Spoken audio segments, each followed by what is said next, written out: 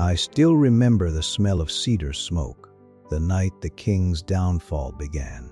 The palace in Jerusalem glowed like a mountain of light, torches flickering along the courtyards, gold-plated pillars bending the firelight into dancing rivers. I was a young scribe then, assigned to the king's personal record hall. I copied his songs. I watched him judge the people with wisdom that felt too heavy for one man, and I listened when he prayed with a trembling voice to the God who had lifted him above all kings of the earth. But I also saw something the crowds never did. I saw when his heart began to lean. I was standing near the east gate when they arrived, processions of women from nations whose names tasted forbidden on Hebrew tongues: Moab, Ammon, Sidon, Egypt, Edom. Dozens of princesses, wrapped in silks dyed with shades our land had never known. Each woman carried the scent of her homeland. Egypt's princess smelled of lotus oil and secrets. Soedan's daughter carried frankincense that bit sharp like sea wind. Moab's women laughed too freely, their bracelets singing with every step. Monite maidens wore amulets that glowed under torchlight, symbols of gods we dared not name. And Solomon, our king, stood watching them, the torchlight softening his eyes. He smiled, a smile I had never seen before, a smile that pulled him away from the God who had given him everything. At first, he justified his actions with diplomacy. "We need alliances," he said. "Israel must be safe," but the alliances were not what consumed him. I saw him walk with them in the gardens late into the night, asking questions about their customs, their temples, their strange gods made of wood, stone, or metal. He was drawn to the mysteries of their worship, to the son of a king. Nothing is more dangerous than curiosity without boundaries. He spent less time in the temple and more time in the foreign quarters of the palace, rooms filled with incense that choked the air, statues with stone eyes that stared too deeply, and drums beating rhythms that did not come from the God of Abraham. Every night, women brought their gods with them.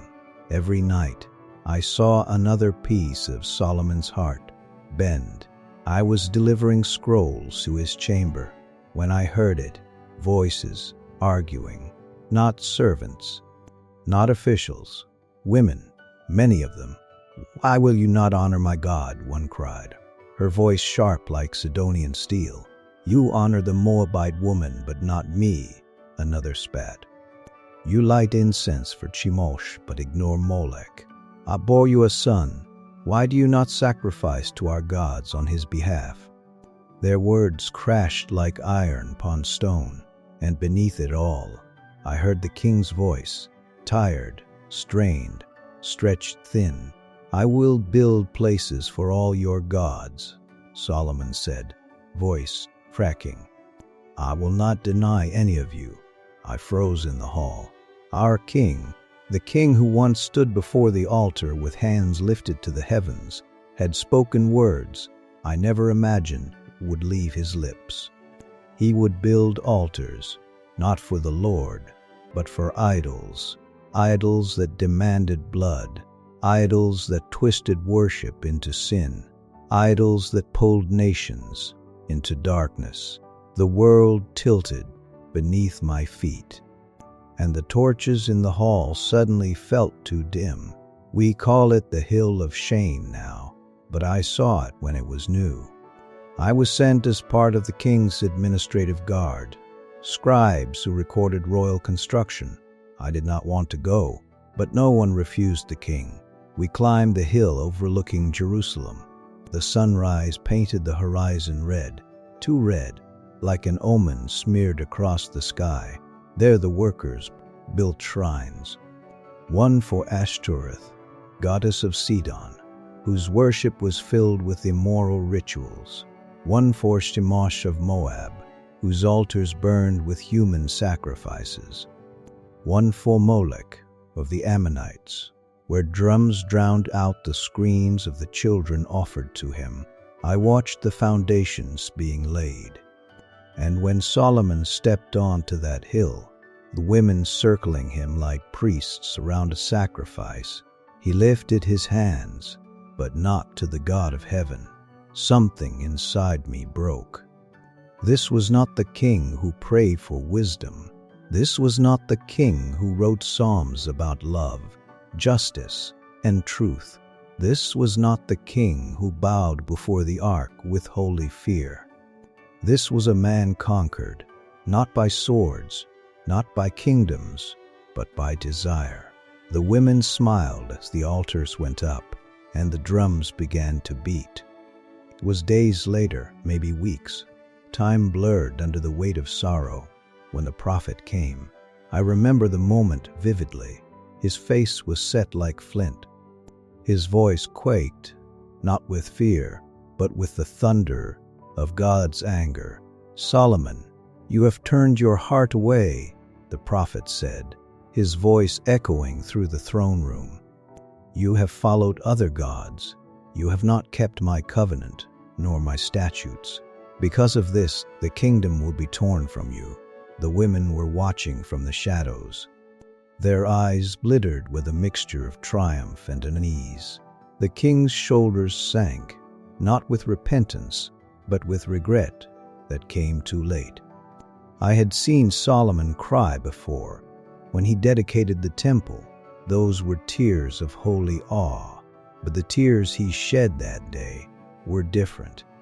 They were the tears of a man who knew he had crossed a line from which he could not return. The palace felt colder in his final years. The halls echoed with footsteps but no joy. The gardens bloomed but brought no peace. His songs quieted, his wisdom dimmed, his brilliance grew shadowed. The strange women still walked the courtyards, but the fire in Solomon's eyes burned to ash. He had tasted every pleasure, built every monument, gained every treasure. But he could not escape the truth.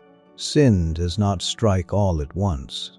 It erodes, slowly, quietly, until the strongest man becomes fragile, until the wisest man becomes foolish, until a king loses the kingdom God placed in his hands. I watched the once great Solomon sit alone in the twilight, staring toward the hill where his idols stood silhouetted against the sinking sun. And I knew wisdom can build a kingdom, but sin can fracture it in a single life. A warning, etched in memory. I was there. I saw it with my own eyes. The fall of a king not by war, but by the quiet seduction of his own desires. May every generation remember, no heart, no matter how wise, is safe when it drifts from God.